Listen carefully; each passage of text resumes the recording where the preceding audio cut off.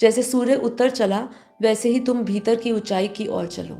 ये आपको एक संदेश देना चाहती हूँ कि इसी से, जैसे उत्तर की ओर सूर्य बढ़ रहा है, वैसे अपने भीतर की ऊंचाइयों को छुए। ऊंचाई हमारे लिए कौन सी है? ऊंचाई का अर्थ ये नहीं है कहीं पर हमें सफलता पाना है। ऊंचाई का अर्थ ये भी नहीं है कि हमें सुख समृद्धि पानी है।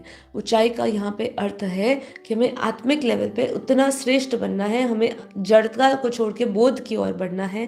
यही है, जड़ता को छोड़ जागरण के विषय में सोचना है। पतंग का प्रतीकात्मक अर्थ क्या होता है यहाँ पे? पतंगे केवल उत्सव नहीं, वे प्रतीक भी है। ऊपर उठने की आकांक्षा, बंधन काटने का साहस और खुले आकाश में उड़ान, ये सब इसका एक अर्थ निकलता है।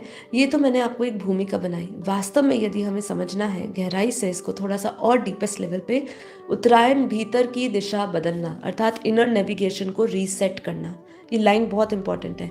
इनर नेविगेशन जो आपको रास्ता दिखाता है, सही सही मार्गदर्शन करता है आपका, तो भीतर की दिशा को बदलना। हम कहते हैं काफ़ी बार अंतर्मुखी बनिए, भीतर उतरिए, पर भीतर भी जो असल भीतर है, हम उस असल भीतर तक तो पहुंच नहीं पाते।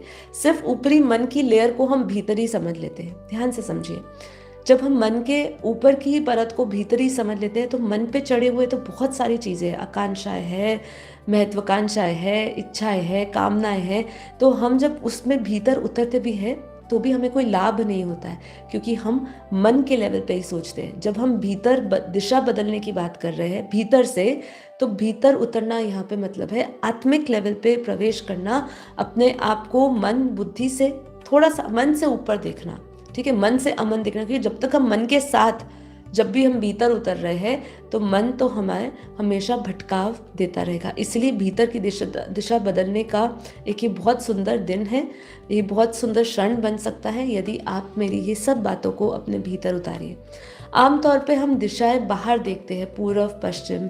उत्तरायण सिखाता है असली उत्तर भीतर है। ठीक है, असली उत्तर भीतर है। जिस दिन मन की दिशा भोग और प्रतिक्रिया से हटकर बोध और साक्षी की ओर मुड़ती है, वही व्यक्ति का व्यक्तिगत उत्तरायण होता है।